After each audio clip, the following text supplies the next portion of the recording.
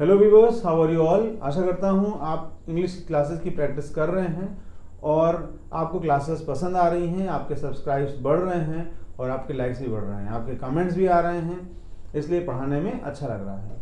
आज हम आपके सामने हैं 7th क्लास लेकर के डे 7 और आज का जो हमारा मॉडल है वो है कुड हैव। कुड हैव का अर्थ होता है सकता था, सकती थी, सकते थे, यानी जिस किसी भी वाक्य के अंत में सकता था, सकती थी, सकते थे आता है वहां पर हम कुड हैव का प्रयोग करते हैं। इसके पहले की क्लास में हमने शुड हैव पढ़ा था और शुड हैव के ही जैसा कुड हैव भी है। शुड हैव का अर्थ था चाहिए था और कुड हैव का अर्थ है सकता था, सकती थी और सकते थे। अब हम आज का सेंटेंस देखते हैं। इसके पहले कि हम शुरू करें, मैं आपसे रिक्वेस्ट करना चाहूँगा कि डेली प्रैक्टिस ज़रूर करते रहें। डेली 10 से 15 सेंटेंस बनाते रहें, डेली नई मीनिंग सर्च करते रहें और इंग्लिश की रीडिंग और इंग्लिश की लिसनिंग ज़रूर करते रहें। जहाँ कहीं भी समस्या आपको आ रही हो, यदि आपकी कोई स्पेशल कोई ग्रामर पढ़ना चाहते हैं तो आप कमेंट बॉक्स में ज़रूर डालें। तो चलिए आज की क्लास हम शुरू करते हैं। हम उसे समझा सकते थे, कुड हैव का पहला सेंटेंस है हम उसे समझा सकते थे। अगर ऐसा कोई सेंटेंस आता है जिसके लास्ट में सकते थे आता है तो आपको बहुत सिंपली जो स्ट्रक्चर पुट करना है वो ये है, subject plus could have plus verb की थर्ड फॉर्म और उसके बाद ऑब्जेक्ट। इसके पहले जैसे आपने लिखा था कि आपको उसे समझाना चाहिए था तो आपने उसका ट्रांसलेशन किया, you should have convinced him, subject plus should have plus verb की थर्ड फॉर्म प्लस ऑब्जेक्ट। सो वर्ब की फॉर्म्स को याद रखना बहुत जरूरी है और यहां पर हम कौन सी फॉर्म यूज कर रहे हैं, वर्ब की थर्ड फॉर्म। जब हमने इसके पहले सेंटेंस यूज किया था, सकता है का यूज किया था कि वो तुम्हें समझा सकता है, वो तुम्हें हरा सकता है, तो हमने क्या सेंटेंस यूज किया था, subject plus can plus verb की फर्स्ट फॉर्म प्लस ऑब्जेक्ट। तो आज का सेंटेंस क्या है, हम उसे समझा सकते हैं। तो हम की इंग्लिश क्या होगी, वी। सकते थे के लिए हम क्या यूज करेंगे, कुड हैव और समझाने की इंग्लिश कन्विंस। तो कन्विंस की हम थर्ड फॉर्म यूज करेंगे, समझाने की फर्स्ट फॉर्म क्या होती है, कन्विंस होती है और सेकंड फॉर्म हम इसकी होती है कन्विंस्ड, थर्ड फॉर्म कन्विंस्ड होती है, ये रेगुलर वर्ब है और आईएनजी फॉर्म कन्विंसिंग होती है। तो हम उसे समझा सकते थे, वी कुड हैव कन्विंस्ड, उसे की इंग्लिश क्या हो जाएगी यहाँ पर ऑब्जेक्टिव में, हिम। हम उसे समझा सकते थे, we could have convinced him. तुम उसे समझा सकते थे, you could have convinced him. पापा उसे समझा सकते थे, सब्जेक्ट बदले, पापा कुड हैव कन्विंस्ड हिम। हम पापा को समझा सकते थे, वी कुड हैव कन्विंस्ड पापा। तुम उसे डांट सकते थे, you could have scolded him. अगला सेंटेंस देखिए, तुम उसकी मदद कर सकते थे, तुम उसकी मदद कर सकते थे। क्या ट्रांसलेशन होगा, you could have helped him. तुम उसकी मदद कर सकते थे, you could have helped him. वो मेरी मदद कर सकता था, he could have helped me. हम उसकी मदद कर सकते थे, we could have helped him. अगला क्या है, मैं उसे हरा सकता था, कैपेबिलिटी है, मैं उसे हरा सकता था। I could have defeated him. हराने की इंग्लिश क्या होगी, डिफीट। तो ऐसी कोई बात जो हम पास्ट में कर सकते थे लेकिन किया नहीं, हमारे पास इतनी क्षमता थी कि हम ऐसा काम कर सकते थे, वो तुम्हें हरा सकता था, he could have defeated you. तो ये जो सेंटेंस है यहां पर हम कुड हैव का यूज करते हैं। आइए थोड़ा सा स्लाइड चेंज के साथ निगेटिव में देख लेते हैं कि रवि यहां नहीं आ सकता था। निगेटिव में क्या करना है, सब्जेक्ट प्लस कुड और हैव के बीच में नॉट लगाना है, कुड नॉट हैव वर्ब की थर्ड फॉर्म प्लस ऑब्जेक्ट।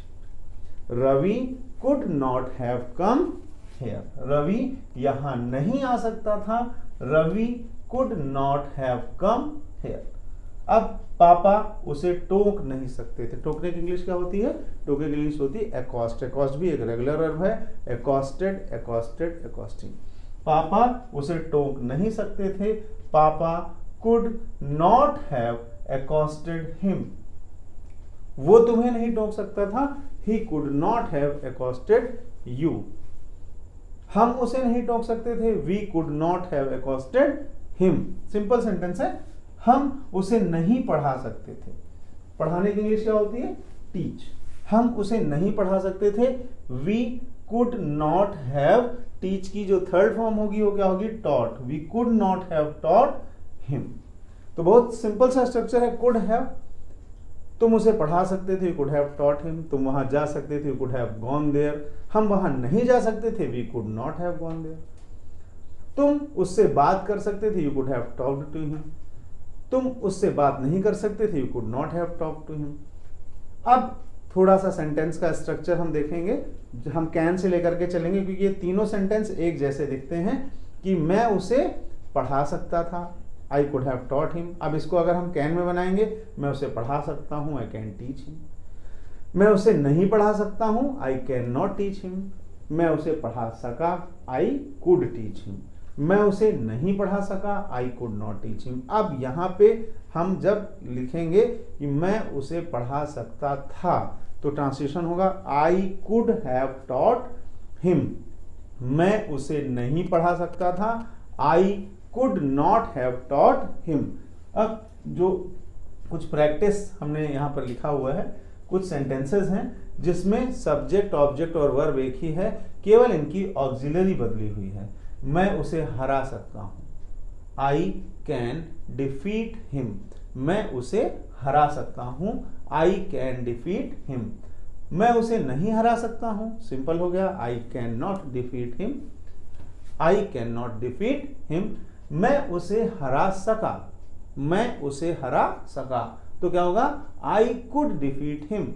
अब इसको सिंपली हम ऐसे नहीं यूज करेंगे, हरा सका में, तुम्हारे कारण मैं उसे हरा सका, due to you I could defeat him. ठीक है, कड़ी मेहनत के कारण मैं उसे हरा सका, due to hard work I could defeat him. अब निगेटिव है, मैं उसे नहीं हरा सका, तो यहां पे आप सिंपली यूज कर सकते हैं, I could not defeat him. I could not defeat him. मैं उसे हरा सकता था, I could have defeated him. मैं उसे हरा नहीं सकता था, I could not have defeated him. तो सबसे बड़ी चीज क्या है कि हमें इस चीज का ध्यान रखना है कि हम किस स्ट्रक्चर का यूज कर रहे हैं, और मिक्स्ड सेंटेंसेस की प्रैक्टिस करना सबसे ज्यादा जरूरी है। जैसे तुम्हें वहां जाना चाहिए, यू शुड गो देयर। तुम्हें वहां जाना चाहिए था, you should have gone there. लेकिन अगर यहां पे आगे कि तुम वहां जा सकते थे, तो you could have gone there.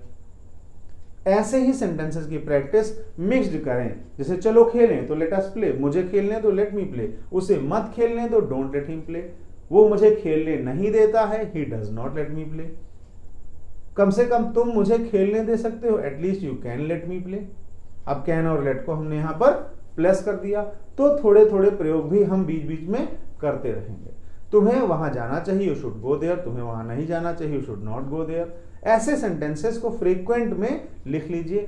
आपस में अगर आप दो भाई बहन हैं या पापा मम्मी सब हैं साथ में, तो आपस में सेंटेंसेस को पूछिए और इसका एक अच्छा गेम बनाइए, इसको खेलिए और जो सही बताए उसको नंबर दीजिए।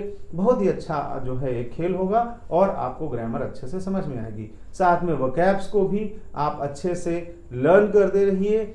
रीडिंग इंग्लिश की जरूर करते रहिए, मैं बार बार कह रहा हूं, और इंग्लिश की लिसनिंग भी धीरे धीरे स्टार्ट कर दीजिए। न्यूज़पेपर पढ़ना भी शुरू करिए। चैनल को सब्सक्राइब जरूर करिए, लाइक जरूर करिए, बेल आइकन जरूर दबाइए, और जितने भी वीडियोज आ रहे हैं उन्हें जरूर देखिए। Thank you. That's all about my classes today.